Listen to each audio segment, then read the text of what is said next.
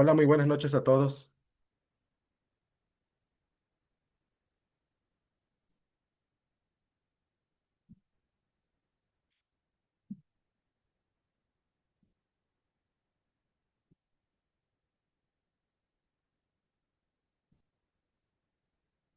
Muy buenas noches a todos. Les doy la más cordial bienvenida al módulo 23. Estamos iniciando con nuestra segunda sesión correspondiente a la semana 3, denominada Las tecnologías emergentes en la administración y la gestión, donde el propósito principal de esta semana, como bien habíamos compartido, es el uso de las tecnologías emergentes para la resolución de problemas. Bien, vamos a adentrarnos en la parte de lo que es la presentación para poder continuar con la importancia y la relevancia que tienen las tecnologías de la administración y la gestión en la parte del control. Bien. Una pequeña frase que vamos a ver que dice, cuida los pequeños detalles, un pequeño agujero puede hundir un gran barco. Esto nos comparte Benjamin Franklin. Esta parte es muy importante, derivado de la frase, ¿no? O sea, realmente cuando nosotros elaboramos ya sea un proyecto, tenemos algún proceso que realizar, alguna metodología, cuando no cuidamos los pequeños aspectos que a lo mejor puedan ser relevantes para cualquier situación, ¿esto en qué puede desencadenar relativamente en que algo no salga correctamente? Por ejemplo, hablando de un proyecto, veíamos la importancia de la gestión de los recursos y supongamos, ¿no? A modo de ejemplificación, que estamos elaborando nuestro proyecto de vida personal y queremos comprar una casa.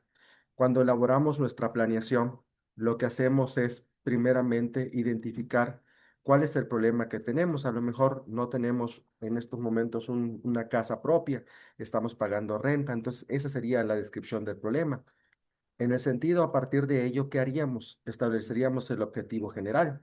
¿Cuál sería el objetivo general? Pues comprar o adquirir una casa en un plazo no mayor a 6 meses, porque a lo mejor ya queremos tener nuestra vivienda, porque ya contamos con la parte de la puntuación de lo que nos brinda Infonavit o el Fobiste.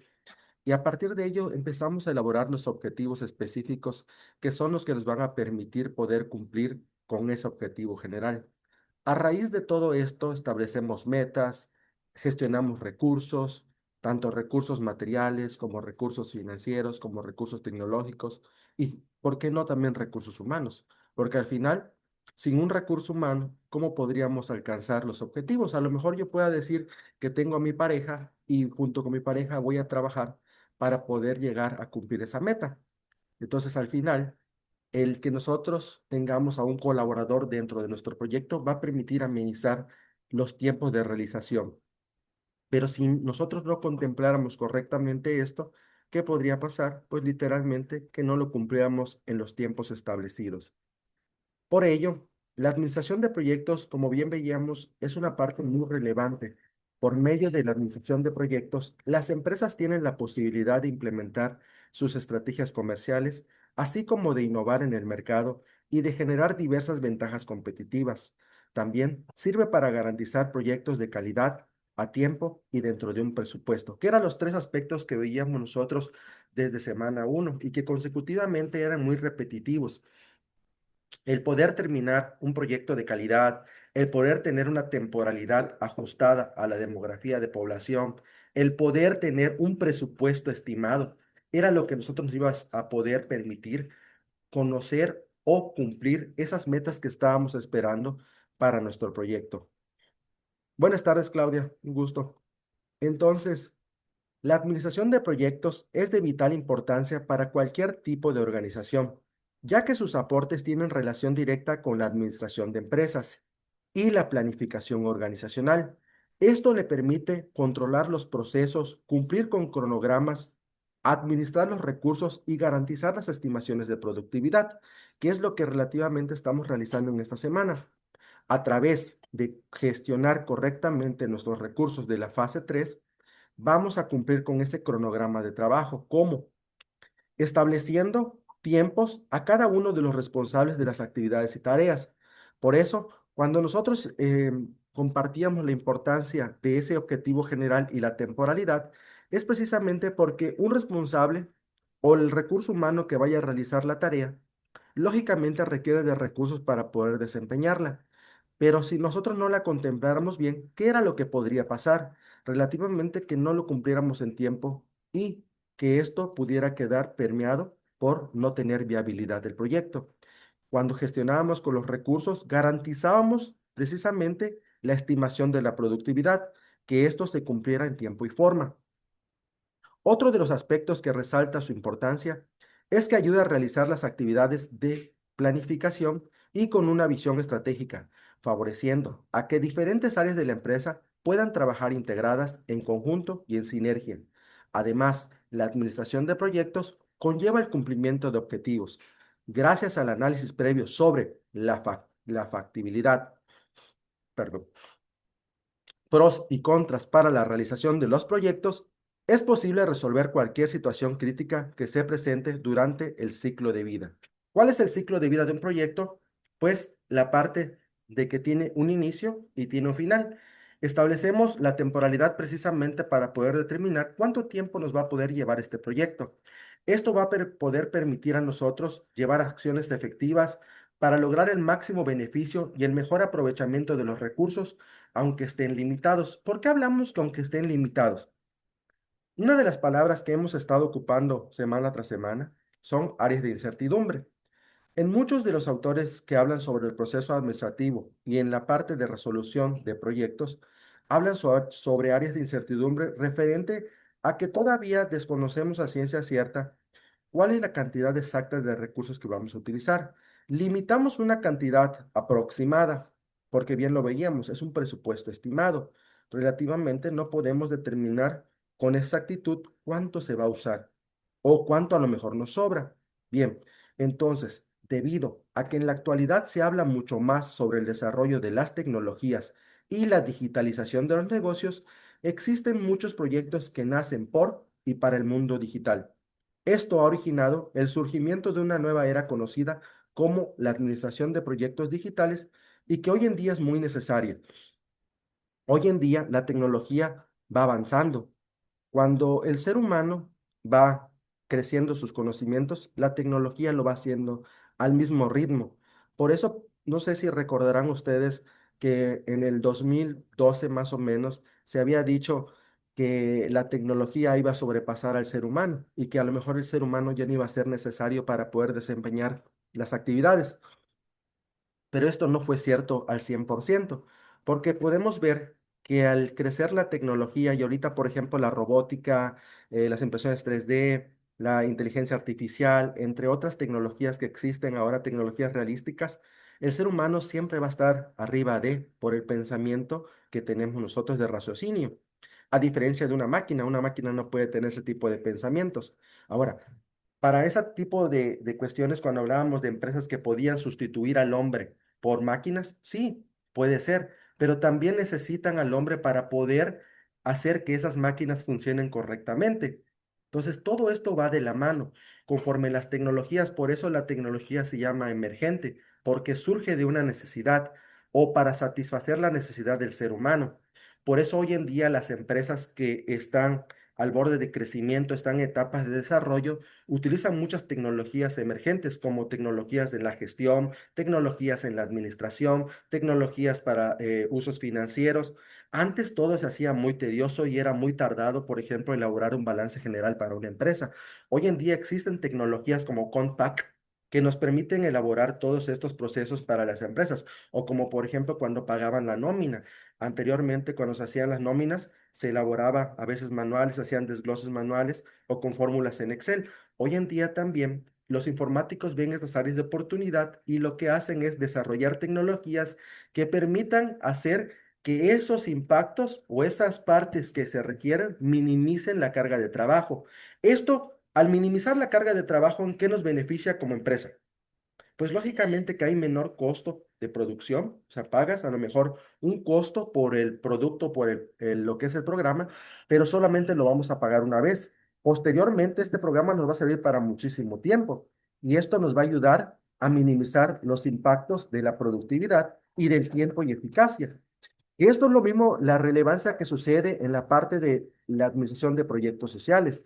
Relativamente, cuando usamos tecnologías como Tom's Planner, Gantt Project, como tecnologías que nos permiten elaborar también análisis de escenarios, lógicamente lo que vamos a hacer con esto es minimizar la carga de trabajo y poder asignar mayor tiempo a las áreas que realmente necesitan de mayor participación.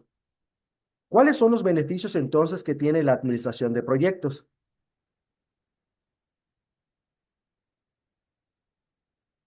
Es correcto, Leticia. Eso lo comentamos en una pregunta de las fases donde el capital humano era el más importante. Relativamente es correcto. El ser humano siempre va a estar a la vanguardia y realmente cuando nosotros vemos la parte del capital humano en todas las empresas, todas, y no habrá ninguna en la que digamos que el ser humano no es una parte esencial para que todos los recursos sean movidos en cualquier tipo de proyecto, empresa u organización, requerimos precisamente de esas especializaciones. Por eso Adam Smith nos proponía esa teoría, que era lo que veíamos igual de esta manera, la teoría de la división del trabajo y la especialización de funciones. Bien, el principal beneficio de la administración de proyectos tiene que ver con la satisfacción del cliente interno. Si esta área forma parte de la organización o externo, si se presta el servicio de manera independiente o como consultor, asimismo existe una extensa lista entre los que se destacan los siguientes. Primeramente, administrar y disponer de los recursos y del tiempo de manera eficiente. Optimizar los procesos y flujos de trabajo. Actuar de manera predecible, lo que va a permitir mantener mayor control. Relativamente cuando nosotros actuamos de manera predecible, o sea, ya sabemos am, en un punto específico cuánto tiempo nos podría tomar elaborar una tarea, lógicamente mantenemos un control estricto en los procesos de trabajo. ¿Esto en qué nos va a beneficiar? En lograr el cumplimiento de los objetivos establecidos, vincular los resultados con los objetivos estratégicos de la organización, aumentar la comunicación entre diferentes áreas productivas, ayudar eficientemente en la resolución de problemas e incidencias, actuar óptimamente frente a los riesgos, mejorar la productividad y gestionar el trabajo en equipo, entregar los resultados cumpliendo los tiempos establecidos, permitir el seguimiento y la administración con respecto a una proyección.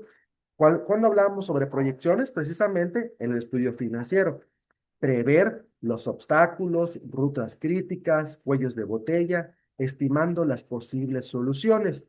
Cuando hablamos de la ruta crítica o el método PERT, lo que nos permitía visualizar era la holgura en nuestro cronograma de trabajo. Ahora, cuando hablamos sobre cuellos de botella, estimando las posibles soluciones, eso nos hace una alusión sobre la técnica SA o análisis de los escenarios, el cual, dentro de diferentes futuros probables que puedan existir, que realmente son situaciones que pueden estar o diferentes caminos, ¿cuáles serían las soluciones que yo le brindaría si llegara a pasar cualquier situación? Utilizar la tecnología para aplicar técnicas prediseñadas y metodologías automatizadas para una administración eficiente. Diagrama de Gantt. Veíamos la importancia relativamente qué es un diagrama de Gantt y dónde nace. Diagrama de Gantt, como veíamos en la sesión pasada, nace de Henry Gantt en 1910. El diagrama de Gantt, o en su primer nombre que, como se le determinó, que era carta de Gantt, es muy usado en la gestión de proyectos y que es un gráfico de barras horizontales que se usa para ilustrar el cronograma de un proyecto. ¿Cuál es la diferencia que existe entre un diagrama de Gantt y un gráfico de barras? El gráfico de barras no muestra un inicio y no muestra un final. Comúnmente el gráfico de barras lo utilizamos para mostrar información estadística o información a través de instrumentos de valoración como aplicación de una encuesta, aplicación de un cuestionario, de algún elemento que necesitamos saber a través de una demografía o de un universo de población o a través de un extracto de lo que sería un segmento de mercado. Por ejemplo, si yo quiero conocer la tendencia de colores que a lo mejor le gusta a un sector de personas, yo puedo utilizar un instrumento de valoración como una entrevista. Aplico mi entrevista con preguntas específicas, como por ejemplo, ¿cuál es el color que más les gusta de playeras? ¿Rojo, verde o amarillo? Lo aplico a un número de población en específico y ese grupo de población me va a dar unos resultados estimados. A través de ello, yo puedo hacer un gráfico y determinar, por ejemplo, en el estudio que se realizó basado en una población, en un segmento de población de 500 personas, se demostró que, no sé, 250 personas les gusta el color amarillo, 50 personas les gusta el color rojo, 150 personas les gusta el color verde y 50 el color azul. Entonces tengo tendencias diferentes. ¿Para qué me puede servir esto? Para elaborar propuestas, para elaborar productos que puedan satisfacer necesidades. Ahora, la diferencia que el cronograma de trabajo nos marca la fecha exacta de inicio de la actividad o la tarea que vamos a ejecutar y la fecha final. Esto es la diferencia porque en su caso, esto nos va mostrando en una línea de tiempo cómo van a ir moviéndose cada una de las actividades y tareas. Y que en su caso a veces pueden haber tareas empalmadas, como por ejemplo esas dependencias que pueden existir entre una tarea y otra, puedan existir. Por ejemplo, que digamos que tenemos la aplicación de una encuesta y posteriormente tengamos una junta y posteriormente tengamos el análisis de los resultados. Esas tres tareas podrían estar empalmadas, porque cada una de ellas necesita el logro de la anterior. ¿Y qué pasaría si, por ejemplo, una no llegara a llevarse a cabo? Pues lógicamente yo tendría que prever todo esto en la administración del tiempo. ¿Cuáles son los pasos para elaborar un diagrama de Gantt? Lo primero que tenemos que hacer es definir el periodo. Tu diagrama de Gantt debe de basarse en un proyecto con fechas de inicio y fechas de finalización, que es lo que nos requiere la tabla que nos está presentando la plataforma. Piensa en el diagrama de Gantt como una forma de representar tu proyecto en una línea de tiempo. En tal caso, necesitarías un punto de inicio y un punto de finalización. ¿Dónde encontramos ese punto de inicio y ese punto de finalización? En nuestro objetivo general. A través de ello, lo que vamos a hacer nosotros es distribuir la cantidad de meses que ocupamos en el objetivo general dentro de 3 o 4 momentos o dentro de las 3 fases que tenemos y distribuirlas de acuerdo a cada criterio que nosotros requiramos de las tareas que estemos elaborando. Ahora, yo les presento un ejemplo basado en un proyecto de inversión. Por ejemplo, dice, supongamos que planificamos el lanzamiento de un producto. El equipo de productos empezó a trabajar con el producto nuevo el 1 de agosto y esperamos que se termine de producir y se lance al mercado el 30 de septiembre. En este caso, el gráfico de Gantt comenzaría el 1 de agosto y seguiría hasta al menos hasta el 30 de septiembre. ¿Por qué decir al menos? Porque probablemente tengamos que dar seguimiento a algunas tareas después del 30 de septiembre, como por ejemplo enviar emails de recordatorio a los clientes para comunicarles que el producto ya está activo, continuar con la producción para redes sociales o seguir de cerca a las entrevistas de la prensa. Así que a pesar de que el logro de lanzar el producto se haya cumplido el 30 de septiembre, el proyecto probablemente siga hasta mediados de octubre. Esto, ¿dónde también lo podemos ver? Si trasladamos esta información a nuestro proyecto, a lo que estamos realizando nosotros, sería algo similar, porque a lo mejor, a pesar de que el proyecto finalice, no sé, el 10 de diciembre del 2026, requiramos de una semana más para el vaciado de la información, para la toma de decisiones, para el análisis de los resultados, para hablar con la sociedad, para explicarles todos los resultados que se obtuvieron. Entonces puede ser que se aplace una semana más. Pero esto de qué va a depender? Va a depender de las estrategias que ustedes apliquen a cada una de las tareas que están designando. O puede ser que no, que a lo mejor lo terminen en el mismo tiempo o les sobra estas semanas para poder terminarlo y en esas mismas semanas ustedes definan todos los resultados que habrán obtenido. Otro ejemplo de ello, ¿dónde lo podemos visualizar? Cuando el INEGI realiza sus censos poblacionales, por ejemplo, los realiza en base a proyectos. De hecho, así se llama el esquema, en base a proyectos. Yo participé en el censo poblacional 2010 y 2020 y recuerdo cuando estuve participando, el contrato que te dan, que se llama contrato por obra determinada, te da una fecha de inicio y te da una fecha de finalización, o sea, de lo que es el puesto que tú ocupas al momento de estar haciendo el censo poblacional. En ese sentido, cuando veía la parte que me tocaba realizar, era, por ejemplo, capacitar a los trabajadores, trabajar con una plantilla de 50 empleados, enseñarles geolocalización, cartografía, etcétera, muchos temas relevantes, ¿no? ¿Y qué pasaba cuando se distribuían los recursos? A veces, y les comparto, ¿no? A veces hacía falta de recursos, porque los recursos que ya tenían ellos contemplados, que era lo que yo les compartía, de repente no funcionaban. O de repente compraban materiales que teníamos que ocupar, como por ejemplo celulares, tablets para hacer lo de las encuestas o los censos poblacionales, y no prendían. ¿En qué perjudicaba esto? En que se tenía que hacer una gestión del recurso para poder realizarlo, mientras tenían que trabajar con lo que estaba activo.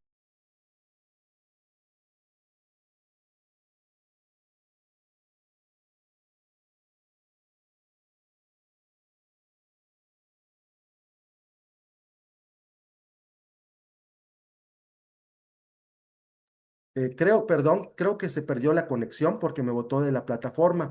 Alguien que me pueda decir, por favor, en dónde se quedaron para que yo continúe, por favor.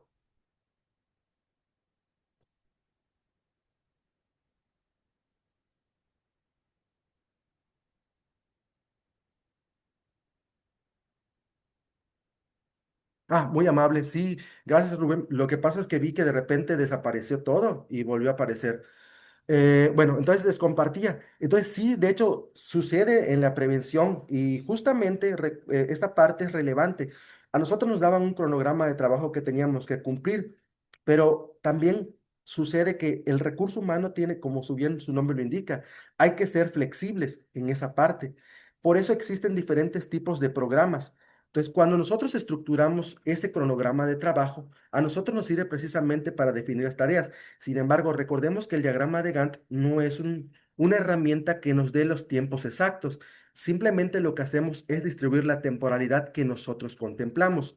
Por eso nosotros agregamos tareas con fechas de inicio y fechas de finalización. Bien, dice, los diagramas de Gantt funcionan mejor cuando tienes tareas con fechas de inicio y fechas de finalización para poder visualizarlos como barras en un gráfico. Si no agregas fechas de inicio, tus tareas se verán como momentos en el tiempo. Era lo que yo les compartía. Cuando a veces en la tabla que comparte la plataforma, dice, y hasta yo lo visualizo, no sé, tiempo de